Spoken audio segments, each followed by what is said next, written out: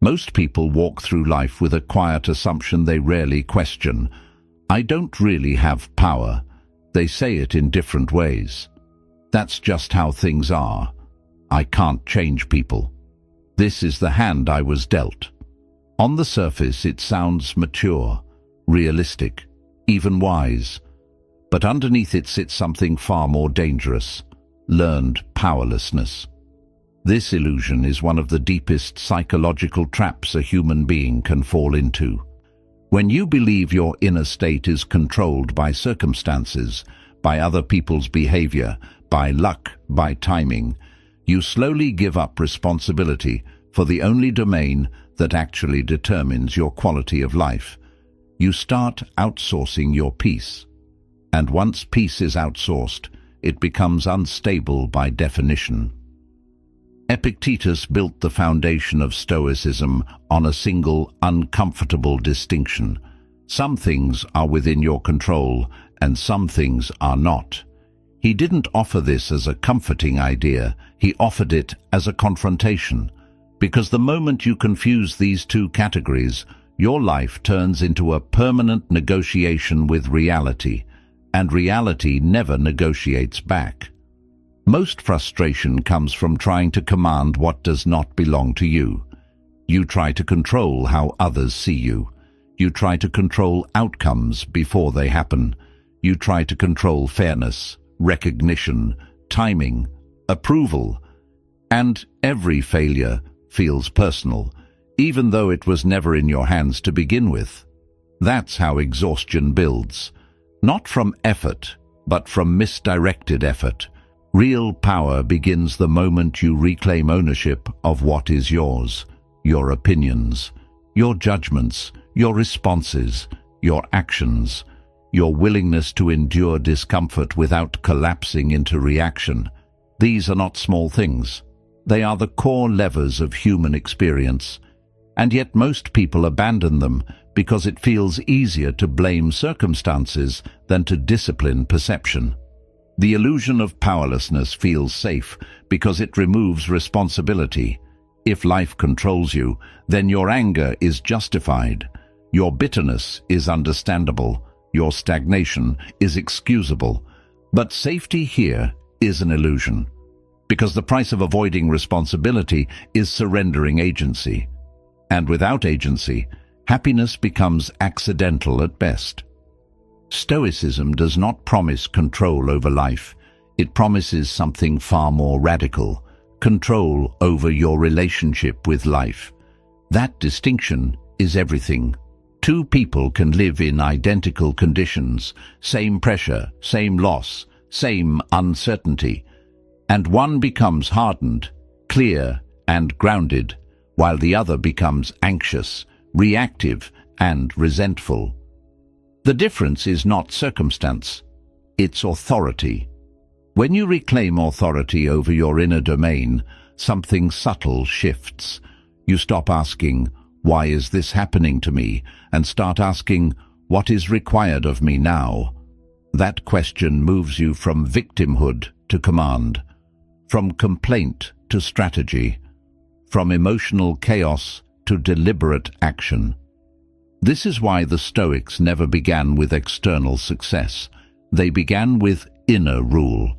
Because a person who cannot govern themselves will always be governed by something else, by moods, by crowds, by fear, by approval, by anger. Powerlessness is not imposed, it's practiced. And the practice can be unlearned. The first step is brutal honesty. Admit where you've been giving away authority. Notice how quickly your mood shifts based on external triggers. Notice how often you say, "I had no choice," when what you really mean is, "I avoided discomfort." This is not self-judgment. It's self-recognition.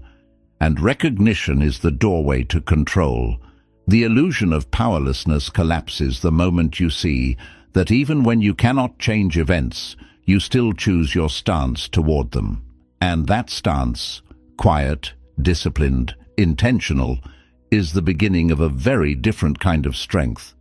Not loud, not dramatic, but unshakable.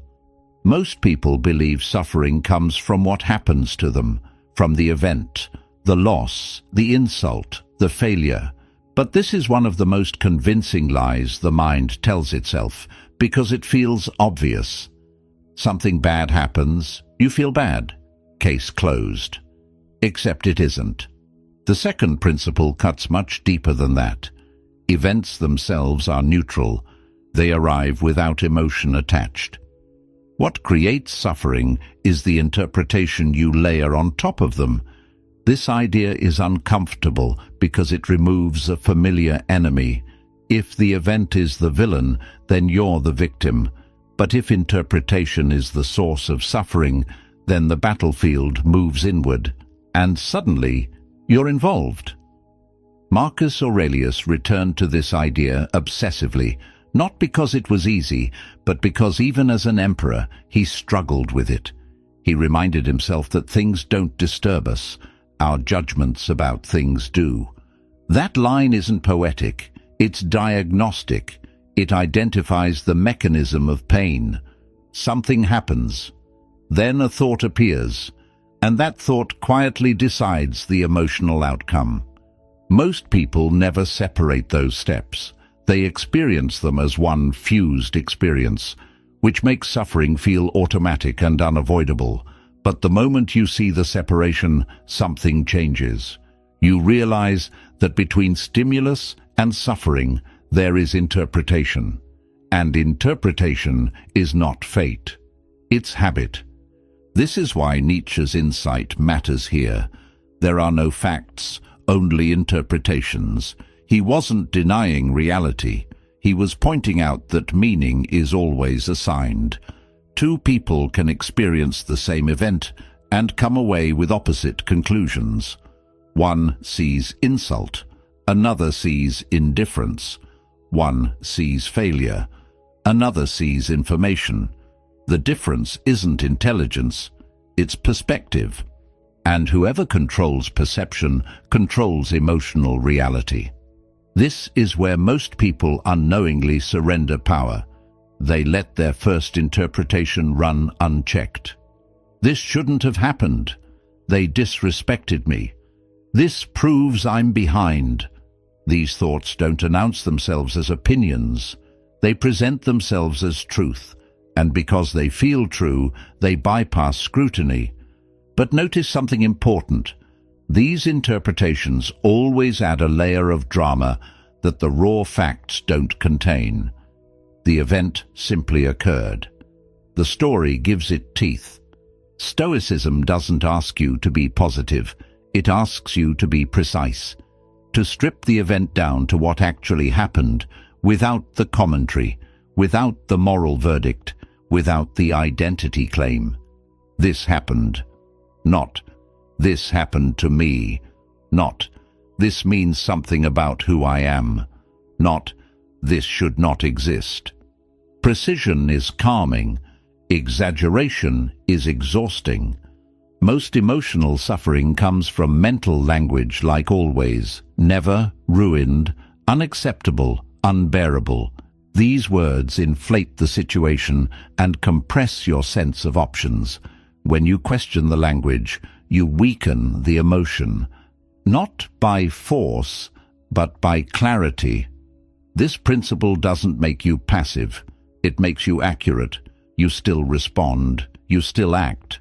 But you act from understanding instead of reactivity. You stop letting your mind weaponize events against you. This also changes how you deal with other people. When someone behaves poorly, the automatic interpretation is personal, disrespect, rejection, threat. But when you pause and separate fact from meaning, another possibility emerges. This behavior may say more about their inner state than your worth. That doesn't excuse bad behavior. It simply removes unnecessary self-harm.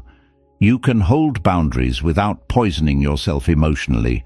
The Stoics understood something modern psychology later confirmed. Emotions follow interpretations. change the interpretation and the emotional response shifts. Not instantly, not magically, but reliably. This is why happiness, in the Stoic sense, isn't about chasing good feelings. It's about stopping the mind from generating unnecessary suffering. Pain will still exist. Loss will still exist. Difficulty will still exist. But the added suffering, the mental resistance, the self-attack, the catastrophic story can be reduced. And that reduction is not small. It's life-altering.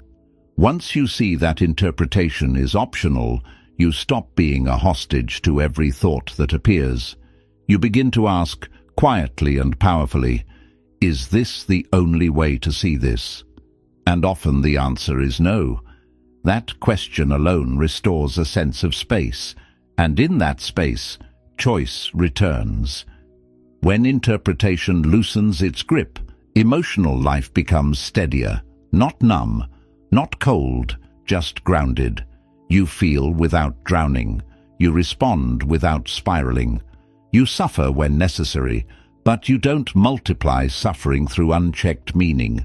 This is the hidden source of freedom most people never train, and once you see it, you can't unsee it. The third principle is where things sharpen, because once you understand that interpretation creates suffering, the next question becomes uncomfortable. Who is really in control when emotions take over? Most people think emotional expression is strength. They confuse immediacy with honesty. If I feel it, I should show it. If I'm angry, I should release it. If I'm hurt, I should react. This sounds authentic, but it hides a deeper truth that ancient strategists and modern psychologists both recognized. Uncontrolled emotion makes you predictable, and predictability is weakness. When someone can reliably trigger your anger, they can steer you. When praise reliably inflates you, you can be manipulated. When criticism reliably collapses you, you can be controlled. Not because others are evil, but because you've handed them a lever. Emotional reactivity is not freedom of expression. It's loss of command. The Stoics saw this clearly. They didn't condemn emotion. They understood its power, and that's exactly why they insisted on discipline. An emotion that rises and immediately becomes action is no longer information. It's a chain of command.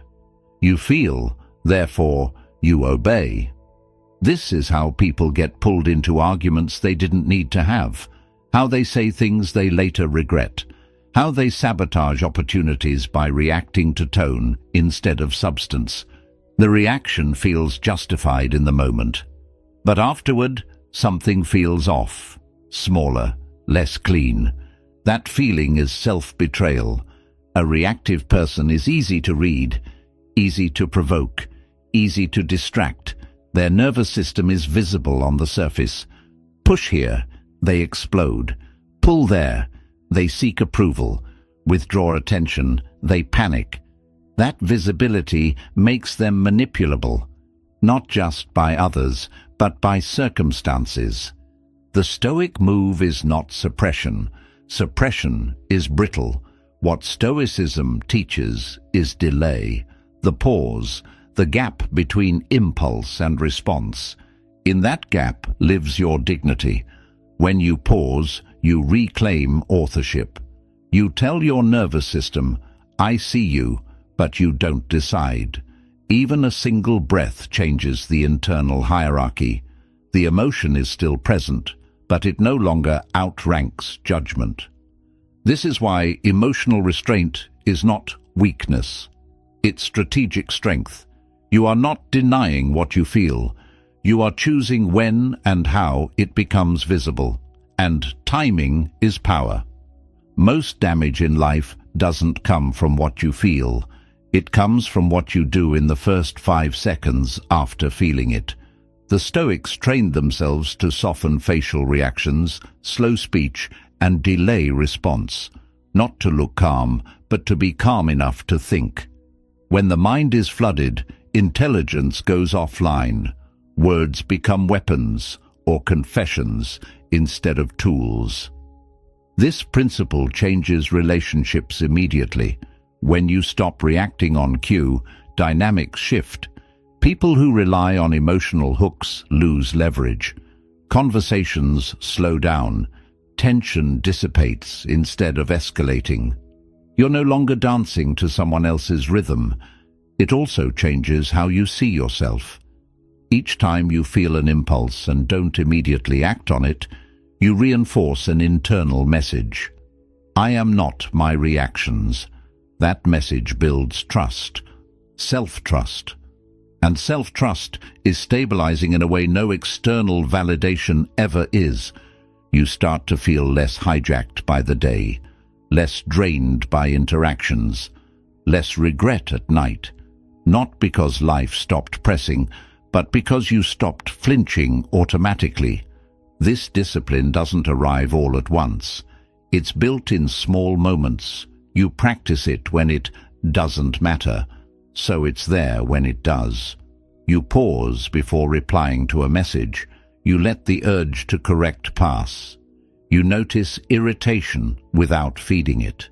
These are repetitions, and repetition builds command. The paradox is this: the more control you have over your emotional responses, the more freely you can feel. Because feelings are no longer dangerous. They're signals, not dictators. A person who cannot restrain emotion will always believe they are being honest, while slowly giving away their power. A person who can pause chooses when to speak, when to act, and when to remain still.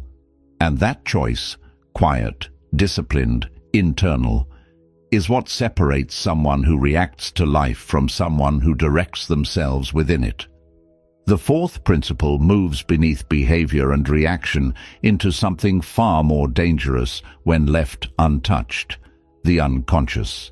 Because long before you choose an opinion, long before you react emotionally, something quieter is already steering you. Carl Jung warned about this directly.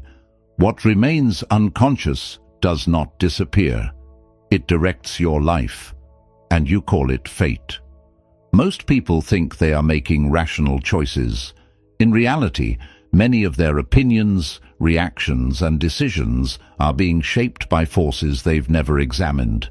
Insecurity masquerading as confidence, fear of rejection disguised as moral outrage, the hunger for validation dressed up as principle, ego pretending to be self-respect. When these forces stay hidden, control is impossible. You can discipline behavior, but the pressure builds underneath. You can suppress emotion, but it leaks out sideways. You can talk about reason, but the real driver remains unseen. This is why awareness is not optional. It's foundational. A person who does not understand their own inner motives will always be vulnerable to manipulation, to overreaction, to self-sabotage. Not because they are weak, but because they are unaware. And unawareness is the most efficient way to lose authority over yourself. Think about how often reactions don't match the situation. A small comment feels like an attack. A minor setback feels humiliating. A neutral interaction triggers defensiveness. These moments are rarely about the present. They are echoes, old patterns firing automatically. Jung's insight was brutal and precise. Until you bring these patterns into consciousness, they will run you. You will defend opinions you don't fully understand. You will react emotionally without knowing why. You will repeat the same conflicts with different people and call it bad luck. Control begins the moment you start asking harder questions of yourself than you ask of the world. Why did that bother me so much? What am I really protecting here? What am I afraid would happen if I didn't react? These questions are uncomfortable because they threaten the ego's story. And the ego hates exposure. It prefers justification over understanding, blame over responsibility, certainty over truth. But the Stoic does not fear self-examination. Because self-examination is how you reclaim command. Making the unconscious conscious doesn't mean indulging every shadow. It means recognizing it, seeing the impulse before it becomes action, naming the insecurity before it hijacks speech, acknowledging the need for approval before it turns into people-pleasing or aggression. Once something is seen clearly, it loses its covert power. This is where many people misunderstand self-control. They try to control what they haven't identified. They clamp down on behavior while leaving the root untouched. That's why the control never lasts. Pressure builds. The reaction returns. Awareness dissolves pressure. It replaces compulsion with choice. When you see that your anger is protecting pride, you gain a decision point. When you see that your silence is protecting fear, you regain options. When you see that your certainty is protecting insecurity, humility becomes possible. And humility, paradoxically, is strength because it frees you from defending illusions. This principle also explains why fate feels so repetitive for some people. Same outcomes, same conflicts, same disappointments, different context, same pattern. Fate is often just unconscious behavior repeating itself until it's noticed. The Stoics didn't use Jung's language, but they understood the principle. They trained attention inward, not to obsess, but to clarify, to ensure that action flowed from reason, not from unresolved inner conflict. When you bring the unconscious into awareness, your inner world becomes quieter. Not because impulses vanish, but because they stop ambushing you. You are no longer surprised by yourself. And that changes everything, because a person who knows their own inner terrain cannot be easily provoked, cannot be easily flattered, cannot be easily steered by fear or approval. They recognize the lever before someone else pulls it. This is the kind of control that doesn't announce itself. It doesn't look dramatic, but it's deep, and depth is what holds under pressure. The fifth principle is where inner clarity stops being theory and starts becoming identity. Because awareness without action changes very little. You can understand yourself deeply, recognize your patterns, name your fears, and still remain stuck if nothing changes in what you do. This is where Stoicism becomes ruthless in the best way. Life is not shaped by intention, it's shaped by action, and more specifically, by repeated action.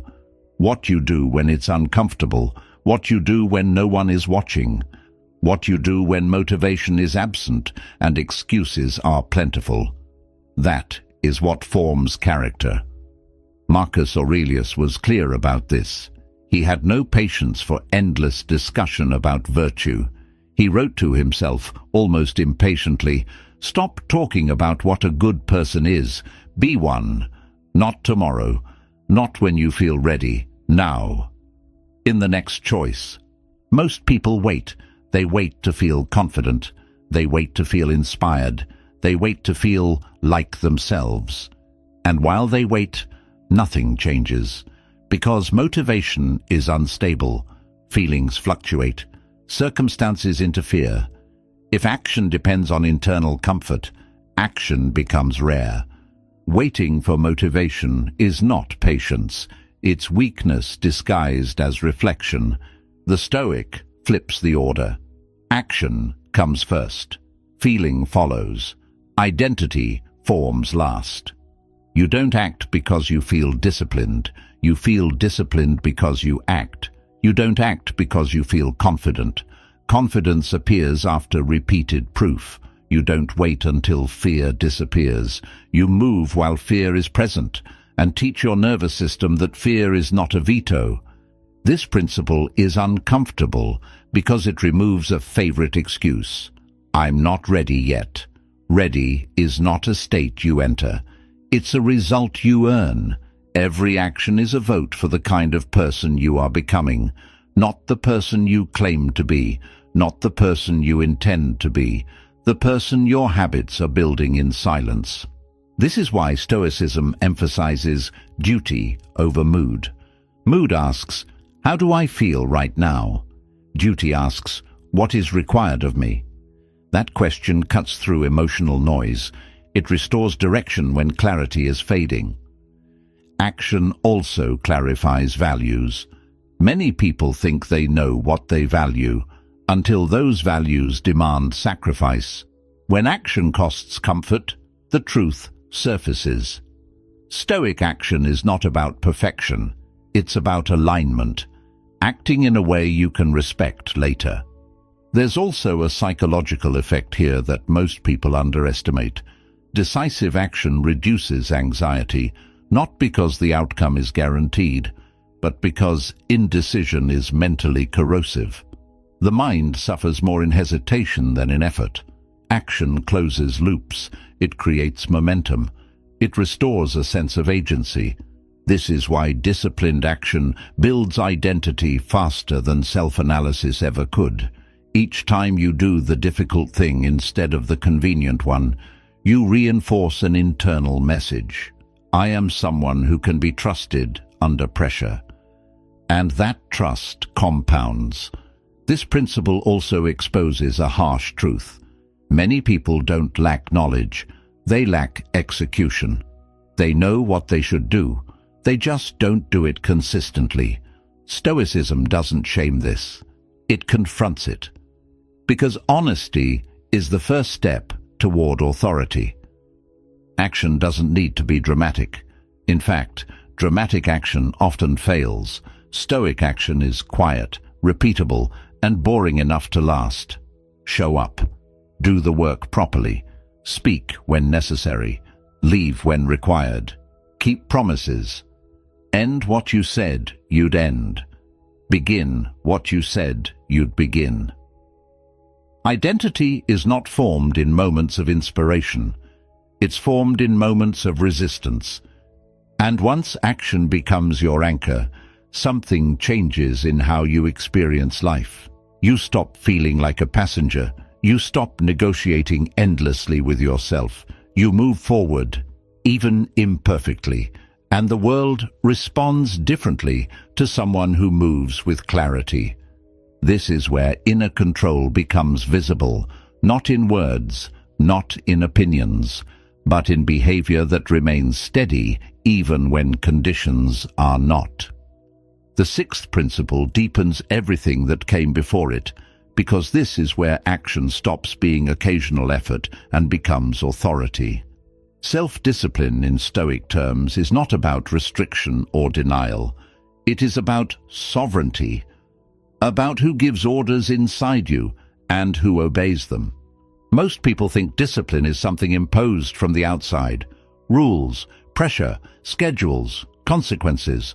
But that kind of discipline only works when someone is watching.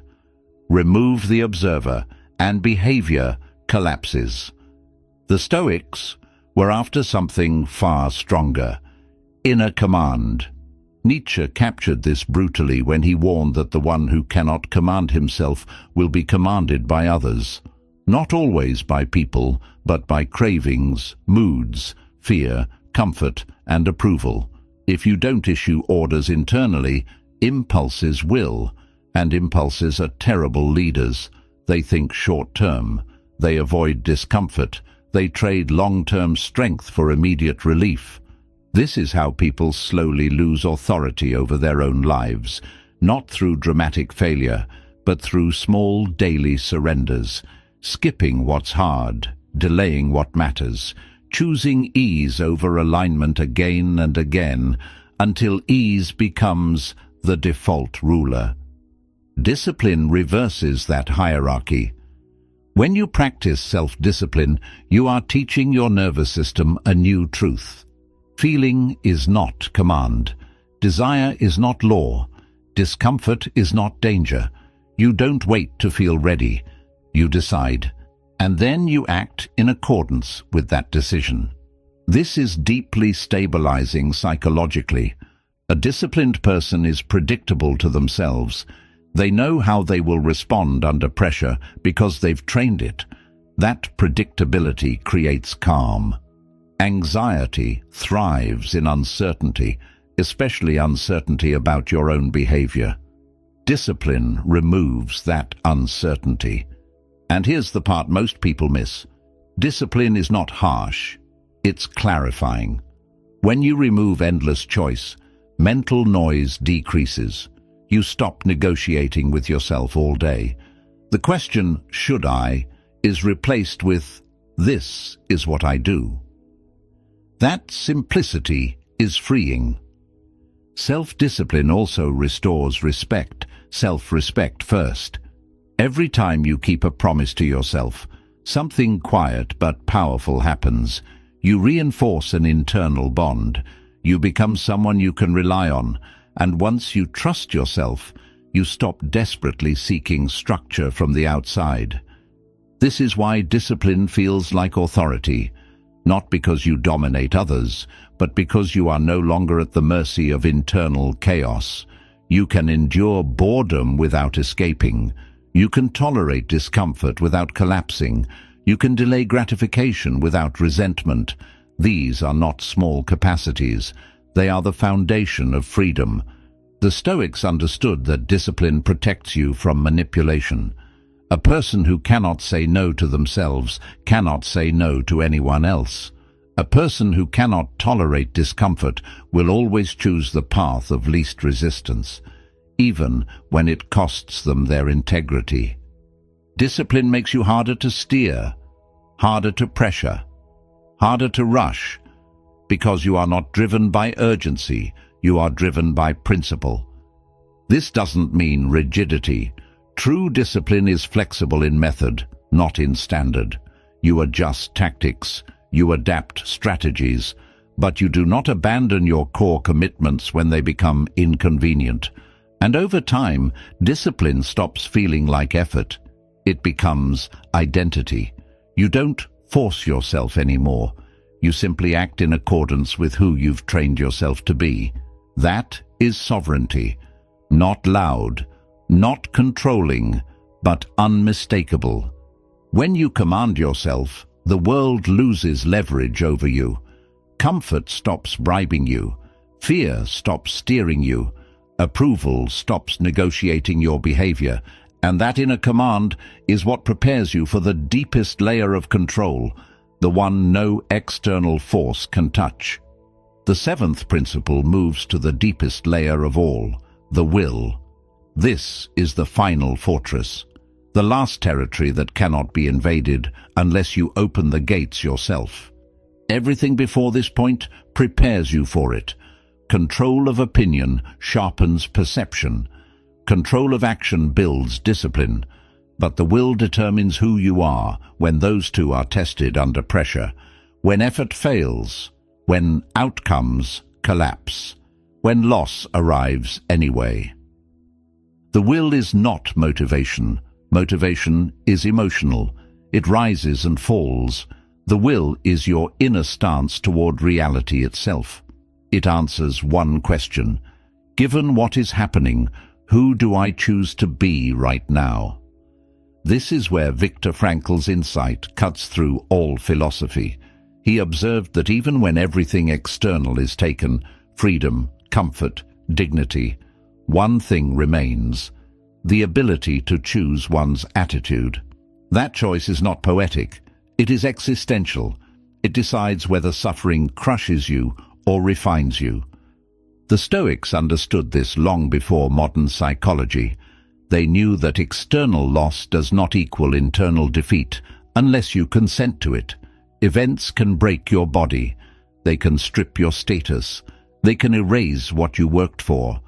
But they cannot force despair, bitterness, or surrender of meaning. Those require permission. Most people give that permission without realizing it. They confuse hardship with humiliation. They confuse loss with identity. They confuse pain with weakness. And the moment they do, the will collapses, not because it was destroyed, but because it was never trained. A trained will does not deny suffering. It absorbs it without surrendering its inner position. It says, "This is difficult, but it does not define me." That sentence alone separates those who endure from those who disintegrate. The will is tested precisely when control appears to vanish, when outcomes refuse to cooperate, when discipline no longer guarantees success, when you do everything right and still lose. That is where shallow strength fails, and that is where the will reveals itself. This is why the Stoics placed such emphasis on inner freedom. Freedom to them was not movement without restraint. It was unbreakable alignment, the ability to remain oneself regardless of circumstance. A person with a strong will does not ask, "How do I escape this?" first. They ask, "How do I stand in this?" That shift changes everything. Standing does not mean enjoying pain. It means refusing to let pain dictate your character. The will is not dramatic. It doesn't shout. It doesn't announce resilience. It operates quietly. It shows up as refusal to become bitter, refusal to abandon values under pressure, refusal to let despair rewrite self-respect. This is why inner defeat is always voluntary, not consciously chosen, but internally conceded. The moment you decide that circumstances have authority over who you are, the will steps aside. And once it steps aside, everything else follows. But the opposite is also true. When you choose your stance deliberately, even in failure, you preserve dignity. When you choose composure instead of collapse, you preserve agency. When you choose meaning instead of resentment, you preserve yourself. This does not make you invulnerable. It makes you intact. There is a profound psychological effect here. When the will is trained, fear loses its threat. Not because fear disappears, but because it no longer commands. You can feel fear and still act. You can feel grief and still stand. You can feel uncertainty and still move forward without disintegrating internally. That is freedom, and it is the rarest kind. The Stoics believed that no one could enslave a person who refused to surrender their inner stance. Not tyrants, not fate, not loss, because power over the will cannot be taken, it must be given. This is why the will is the final fortress. Everything else can be stripped. Opinion can be challenged. Action can be blocked. But the will, your inner yes or no to reality, remains yours until the end. And when you understand that, something fundamental shifts. You stop fearing external chaos as much. You stop clinging so desperately to outcomes. You stop equating difficulty with defeat. You realize that as long as you do not consent internally, nothing has truly conquered you. The eighth principle is where endurance transforms into strength, where the will stops merely resisting reality and begins to use it. This is amor fati, the love of fate. Most people tolerate life at best. They endure difficulty with clenched teeth. They survive hardship while quietly resenting it. Even when they say, "I accept it," there's often a hidden complaint underneath. This shouldn't be happening to me. Amor fati removes that inner resistance. Nietzsche didn't mean passive acceptance. He meant something far more demanding, to treat everything that happens, especially what you did not choose, as raw material for becoming stronger, clearer, and more formidable. Not despite the difficulty. Because of it. There is a massive psychological difference between endurance and ownership. Endurance says, "I'll survive this." Ownership says, "This belongs to my path now." One creates fatigue, the other creates power. The victim mindset asks, "Why did this happen to me?" That question collapses the will inward. It turns adversity into a personal injustice. Amor fati asks a different question. How do I use this? That question restores agency immediately. Nothing strengthens psychological dominance faster than this shift. When you stop arguing with reality, energy returns. You're no longer wasting force resisting what already exists. You redirect it.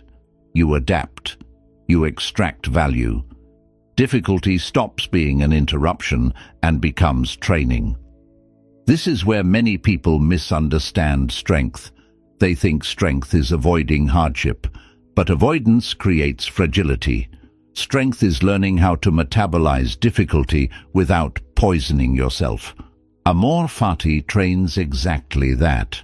When something painful happens and you meet it with resentment, you double the damage. There is the event, and then there is the internal war. But when you meet it with acceptance and intention, the event remains painful, but it stops being destructive. It becomes shaping. This is not optimism. It is realism without bitterness. A person who practices amor fati does not need life to be fair in order to be powerful. They don't wait for ideal conditions to act with dignity. They don't postpone becoming themselves until the storm passes. They become themselves inside the storm. That is psychological dominance. Look closely and you'll notice something. The people who seem unshakable are rarely the ones who avoided difficulty. They are the ones who learned how to integrate it. They stopped asking life to spare them and started asking it to sharpen them. This principle also eliminates envy. When you love your fate, comparison loses relevance. Someone else's path is no longer a threat because you are fully invested in your own. You stop wishing for a different life and start mastering the one you have. Amor fati does not mean liking everything that happens. It means refusing to waste suffering. It means saying, if this is here, then it will serve me somehow, and then living in a way that makes that sentence true.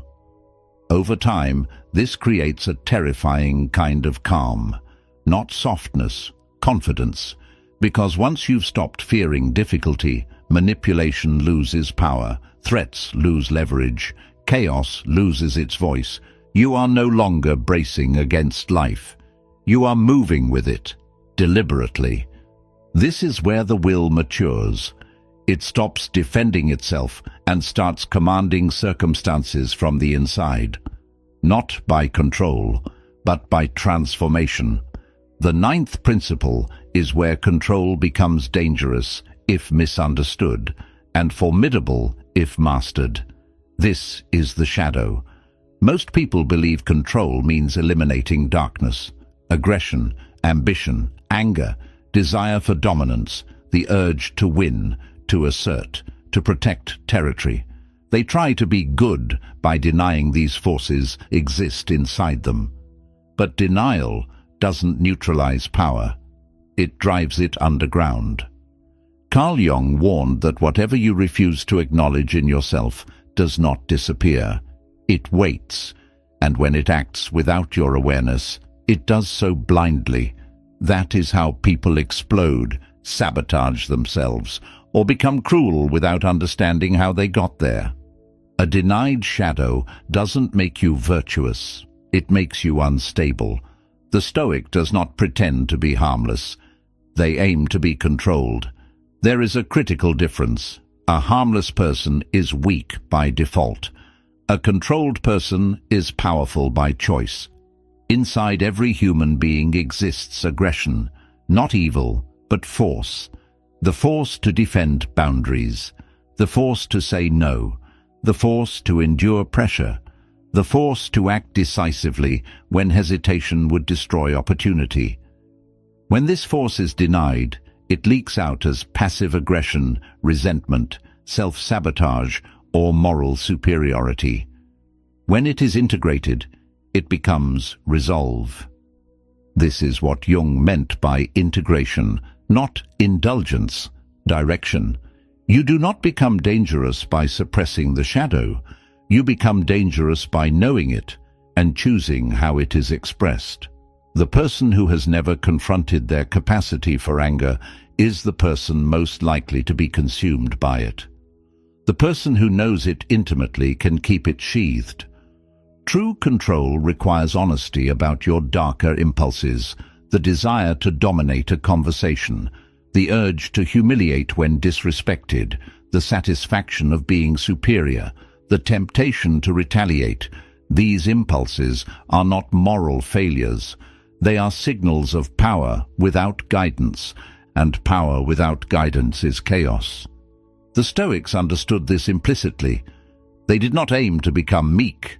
They aimed to become unprovocable, and that requires strength beneath restraint, a calm that exists because force is contained, not absent. This is why people who deny their shadow are easy to manipulate. They overcompensate with politeness. They collapse under pressure because they fear their own intensity. They mistake self-control for self-erasure. The integrated individual does not fear their darker capacities. They are aware of them. They know what they are capable of, and therefore do not need to prove it. There is a profound psychological shift that happens here. When you integrate the shadow, you stop being surprised by yourself. You no longer say, "I don't know what came over me." You see the impulse arise, and you decide what to do with it. That decision point is control. This principle also explains why some people command presence without raising their voice. Others feel it immediately. They sense depth, containment, potential. That presence does not come from being nice. It comes from being whole. A person who integrates their shadow does not seek conflict, but is not afraid of it. They do not chase dominance, but cannot be dominated internally. They do not suppress ambition, but channel it through discipline and principle. This is what makes them formidable. Formidable does not mean cruel.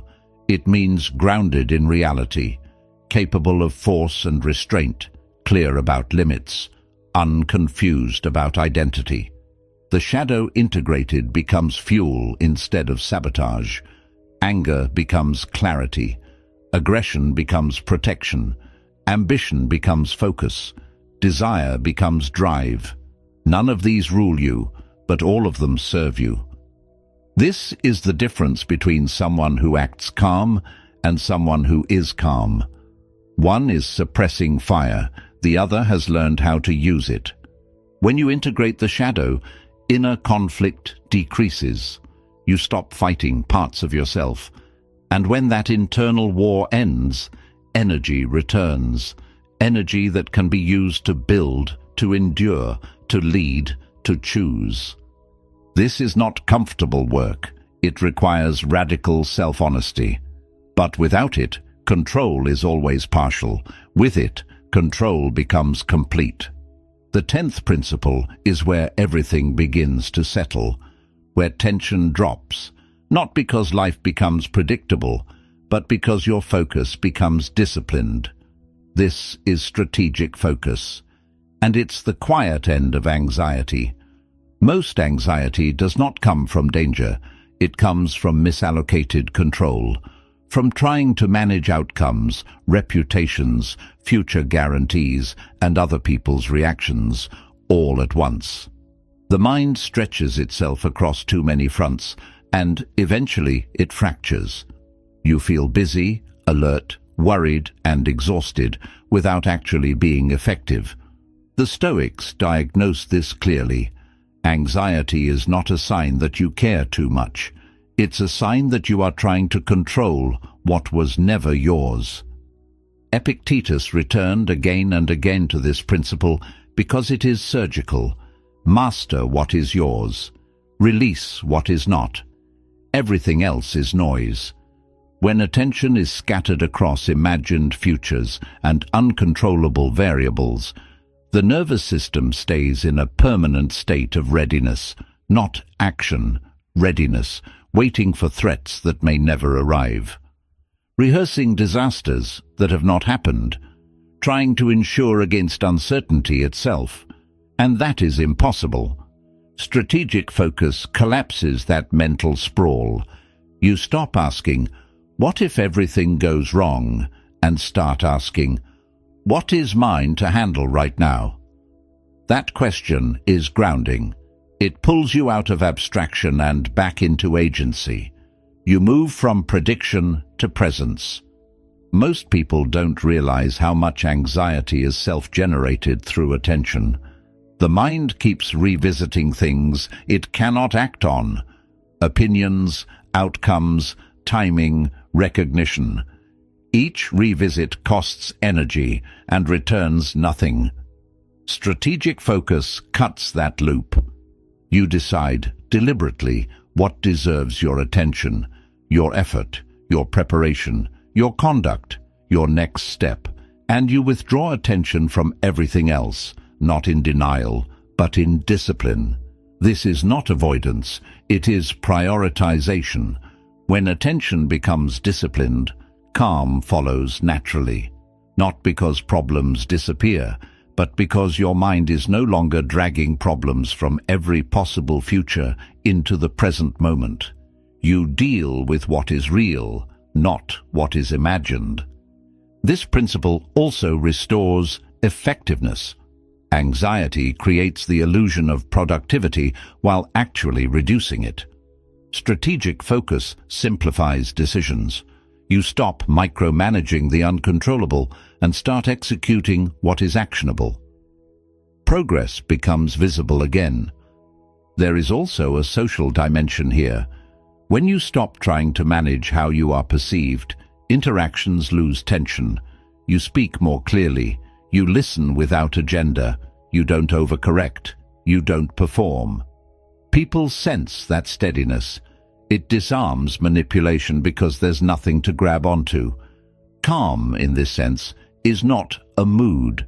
It's a byproduct of alignment between attention and control. The Stoics understood that the mind cannot be peaceful while it is overextended. Peace requires boundaries, mental boundaries, knowing what you are responsible for and what you are not.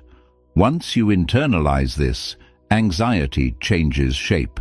It no longer feels overwhelming. It becomes a signal, a reminder that attention has drifted into territory where you have no leverage. And when you notice that drift, you correct it, not with force, but with clarity. You return attention to the task, to the decision, to the moment. That return is power. Strategic focus doesn't make you indifferent to the future. It makes you effective in the present, and effectiveness builds confidence. Confidence built on action, not reassurance, is stable. This is how anxiety loses its grip. Not through calming techniques, not through endless reassurance, but through disciplined attention. When you master what is yours and release what is not, the mind finally has room to breathe. The 11th principle is where the idea of power finally gets stripped of illusion, because most people misunderstand power so completely that they spend their lives chasing a version of it that never brings peace. They think power is dominance over others, winning arguments, controlling rooms, being feared, admired, obeyed. They think power is volume, pressure, visibility, and for a moment, that kind of power can feel intoxicating. But it is always unstable, because it depends on something outside you continuing to cooperate. The Stoics offered a quieter, far more unsettling definition. Real power is domination over yourself, over your perceptions, over your impulses, over your reactions when the situation is unfair, unclear, or hostile. This is what inner dominance looks like.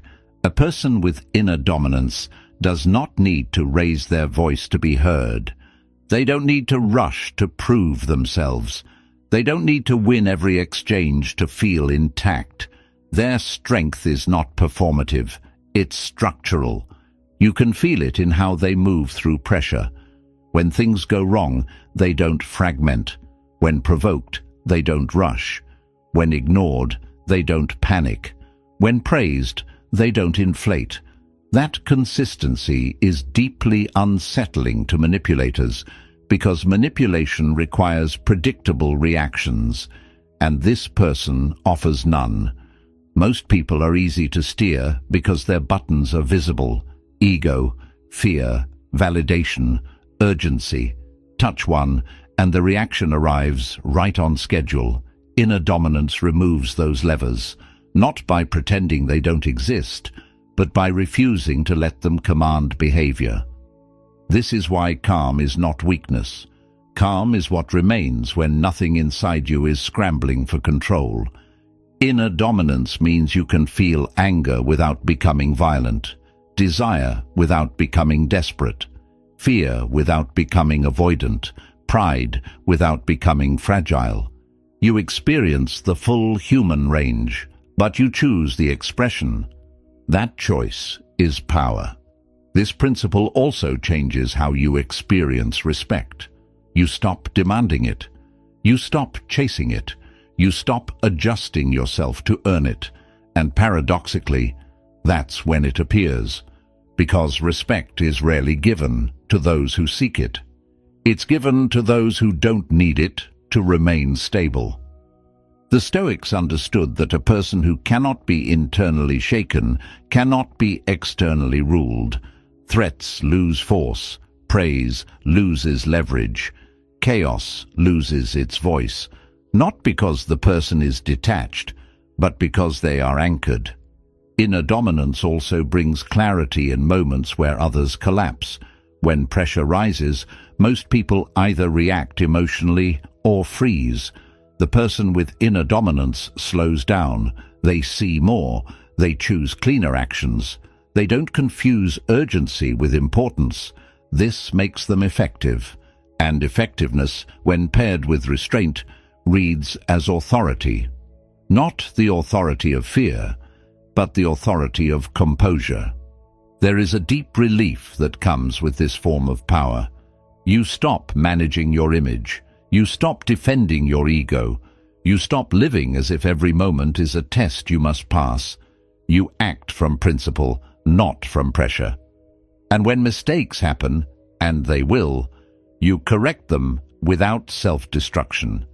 That's inner dominance too, the ability to face error without collapse, to adjust without humiliation, to continue without bitterness. The Stoics never promised invincibility. They promised independence. Independence from emotional volatility. Independence from other people's approval. Independence from circumstances deciding who you are allowed to be today. This is why they valued consistency under pressure above brilliance. Anyone can look strong when conditions are favorable. True power reveals itself when they are not. And here is the quiet truth most people never hear. Inner dominance is the only power that cannot be taken from you. Everything else, status, influence, control over outcomes, can vanish overnight. Inner command remains as long as you don't surrender it.